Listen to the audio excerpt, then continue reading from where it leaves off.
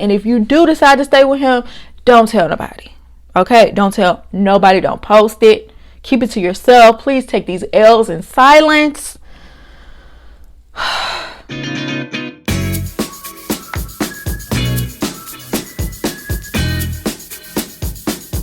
Welcome to La Vida Rosa. I'm your host, Pinky, and today we're going to be talking about Katina and Olajuwon. So if you'd like to see more, then just stay tuned. Like, comment, and subscribe. Without further ado, let's get into this video. I just did a live, and the people in the live were telling me that Katina was going off on Olajuwon and accusing him of cheating and even posting the Mistress. And I'm not trying to rub nothing in anybody's face.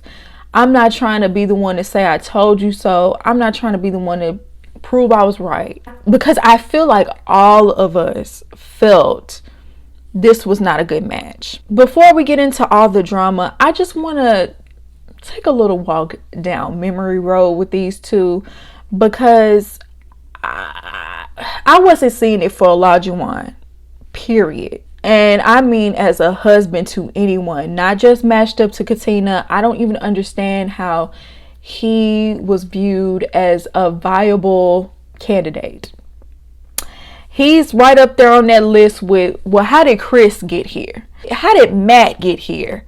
And he doesn't have a stable job or place to live. You know what I'm saying? It's certain people, like, even on paper, it just doesn't make sense. And with Olajuwon, he was very proud of the fact that all he did was play women. He had never really settled down. We thought Woody was going to be a player, and it turned out he was actually ready to settle down. And it's actually a great partner to the person they matched him with. But in this case, it only got worse progressively. One of the other questionable things that he said in the beginning is that he claims that black women were never attracted to him. And I just don't believe that.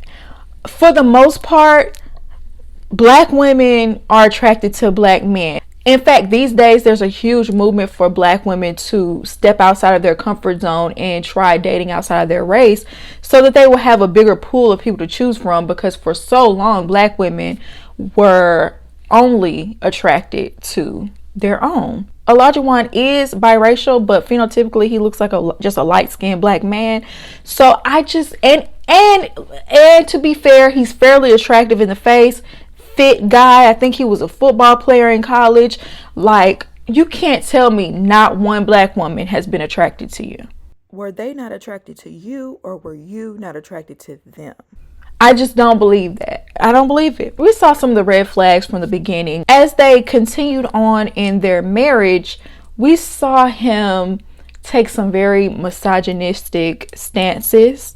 In their marriage, he felt like she should be cooking and cleaning. Well, you work from home, and why is the house not clean when I get home? Why are you not cooking for me? You gonna cook or what? Like, if you ain't gonna cook, what are you good for? Type of attitude. I was uncomfortable with the way he was talking to her, but especially since she revealed to him that she had previously been in an abusive relationship.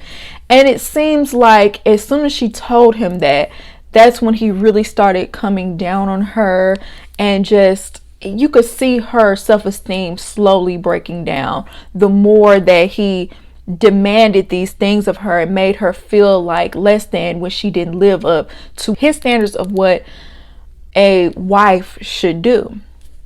On top of all that, in one instance in particular, I remember him publicly embarrassing her and making it seem like she was on dating apps, and she was sneaking around behind his back talking to other men on these apps, and he just made such a huge deal about it. He brought it up in front of everyone and said, well, I could say it in front of them if you want to. And she was like, well, I don't know if you're about to say, we're going to discuss this privately. And then when they got back to their home, he let her know that he found a dating app on her phone, and she's like, I didn't even make a profile. That's just been sitting there. I didn't even remember it was there. And he was just really beating down upon her and, saying that's not something a married woman would do. Mind you, she shouldn't have a dating app on her phone, but he wasn't trying to hear her out. He didn't give her a chance to explain herself in any way, shape, or form before he started berating her and yelling at her. And we saw this on many occasions from him, and it got to the point where it was so bad I felt like the experts were not intervening fast enough. I had to stop watching the show until I knew somebody was going to come in and step up. And yes, they had Dr. Viviana come in and say something to him about him.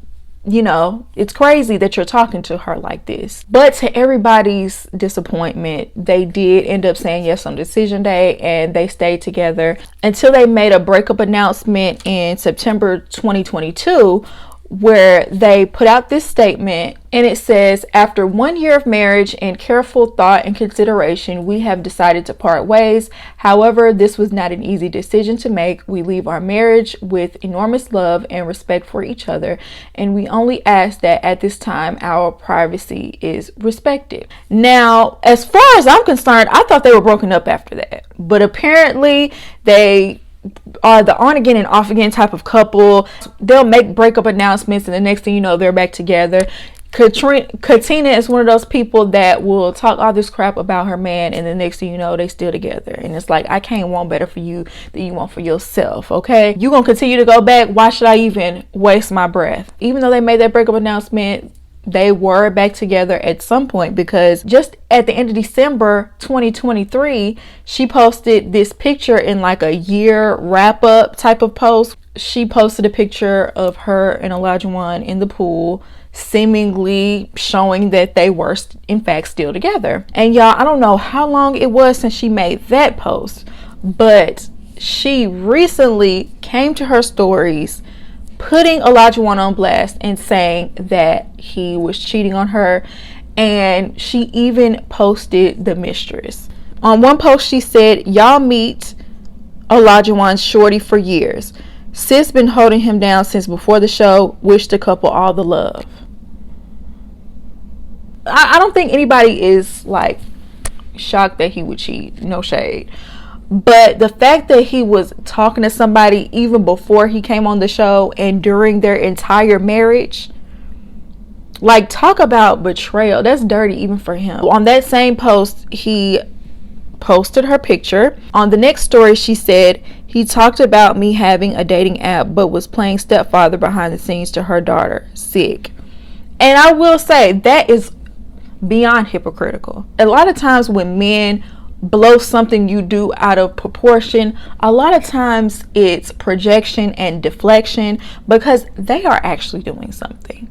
And so I guess it's to create a diversion, make you feel bad about yourself, when they are the ones that are sneaking around being stepfathers. Oh, I really can't imagine being married to somebody and then finding out not only are they sleeping with someone else in a whole relationship with someone else, but playing stepfather to their child, and y'all don't even have a child together. She should have left when they made that first breakup announcement. She should have never said yes on decision day. And then on her final post, she said, now we know why homeboy was crying about cooking and cleaning, mad at himself because he was moving foul.